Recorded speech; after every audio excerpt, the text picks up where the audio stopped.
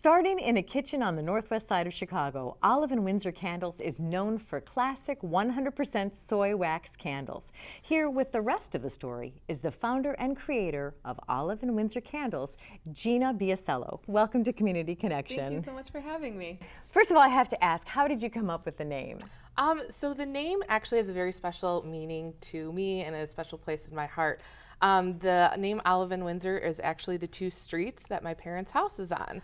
So I had started with the idea, and I kind of felt like with the type of candle that I was going to be producing and kind of an elevated candle, I felt like the name had to kind of mimic that. So I felt like Gina's Candles probably I wasn't really feeling that name. So I'd kind of toyed with a bunch of other names, and Olive and Windsor was something that I always grew up with. It was what we told my friends where I lived. We live on the corner of Olive and Windsor. It went on all the invitations, so I figured, what better name to name my candle business than Olive and Windsor? Very personal and Yes. very reflective. Yes. Now you have an interesting background because by day you have a different profession, and this is something that you toyed with and refined over the process of a year. How did you get into candle making?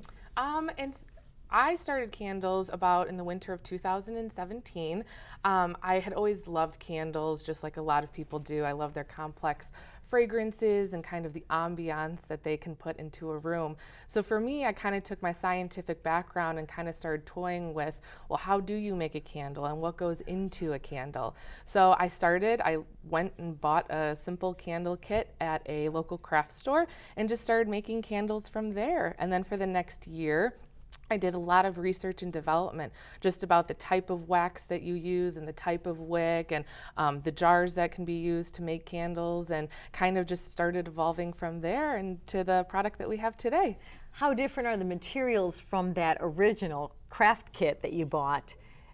Fast forward to what your final product is. What did you do? Yeah, they're very different. So the candle kit was really great in terms of giving me kind of that jumping off point. But from that point, like I said, since I did so much research and I really fell in love with the idea of making a 100% soy wax candle, making it really clean, really natural, and making sure that this item is going to be going into someone's home. So just kind of making sure that I gave the best product that I could. So for the consumer, explain to us the difference between a paraffin candle or other kind of wax and a soy candle. So a lot of the candles that you'll buy at a lot of the big retail stores, they have all paraffin wax candles, and paraffin is a derivative of crude oil, and crude oils, a lot of times you'll find that in gasoline as well, and that's what produces those really harmful chemicals. You'll get a lot of that soot that you'll see either on the walls or inside the jar of the candle as well. So we really, in terms of, for me, making the candle, I definitely wanted to stay away from all of those. So that's why I picked 100% soy wax. So that's a natural, sustainable resource that is found here in the U.S. through soybeans. And so many times you find candles and they're like, oh, these are really cheap. And then when you go to burn them, they don't burn, or the wick is bad, or the wick falls out. Correct. So I hear a lot of customers say all the time they'll get a candle from a retail store and they'll burn it a couple times, and then they really start to smell that oily smell, and that's from that crude oil. So now you've said that once you burn an entire one of your candles,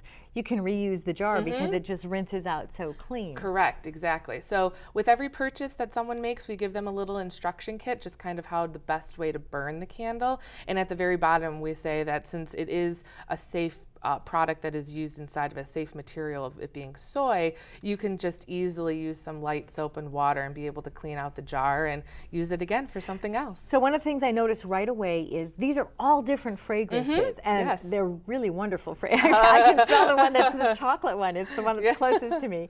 But all of them are the same color. Tell us the rationale behind that. Similarly with the concept of, I wanted to keep the candle as clean and as simple as possible. I didn't want to fight somebody's decor in their home. So I just wanted my candle to be kind of just there and have a presence. And so that's why the fragrances will always be different, but the actual look of the candle, I liked the simplistic look of just kind of that creamy natural color. So we don't have a whole lot of time, but how did you choose your fragrances? A lot of it is just customer feedback and just kind of people telling me what they like to smell and kind of personal preferences as well. I definitely go with the seasons around the winter time. We also have holiday scented candles. We have pumpkin scented candles in the fall. So it's kind of based on season, based on personal preferences, based on customers as well. And where can people find your candles? Oliveandwindsor.com is the greatest way to find us. We're also in Gallery 1040 right now in Granville. So we'll be there until April 14th. And do you see this going to no longer be a physical therapist and going to Olive and Windsor full time? I don't know about that. I love being a physical therapist, so that'll always have a special place in my heart. But this was a really fantastic way for me to get on the creative side of my brain. So. And expressive and healthy and very pretty. So Thank you for sharing Olive and Windsor with us today. Thank you.